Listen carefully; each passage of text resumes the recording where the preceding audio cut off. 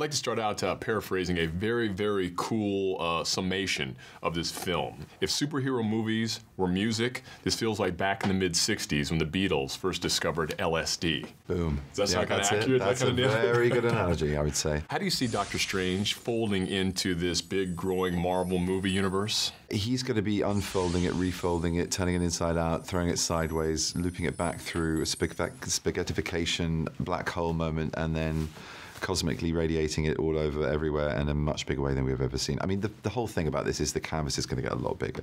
So I think his effect on that universe it's very much the beginning of the third chapter of Marvel's history, and that's really exciting. I can tell you're juiced up playing in this sandbox. Yeah.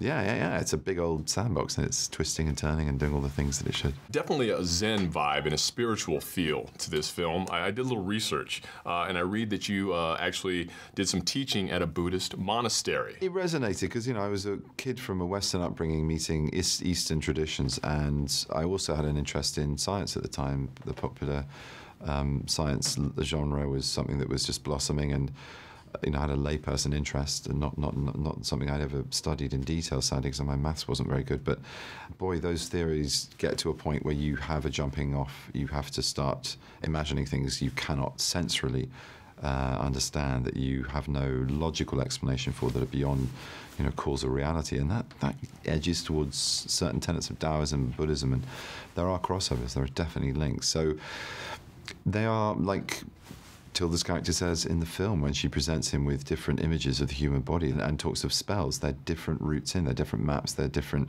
codes for our understanding of what our human condition and nature is. So it's something I brought with me a little bit from that experience to this, and meditation, something I've practiced for a long while since then.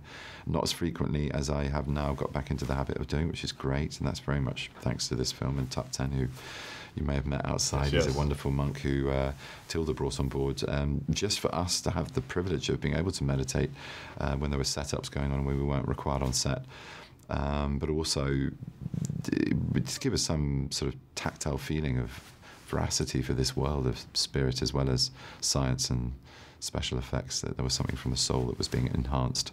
You've had a hell of a run, a very diverse career, and at the risk of embarrassing you, I want to run down a couple of things. Okay. Oscar nomination, award-winning turn as Frankenstein, beautifully starred as two different geniuses.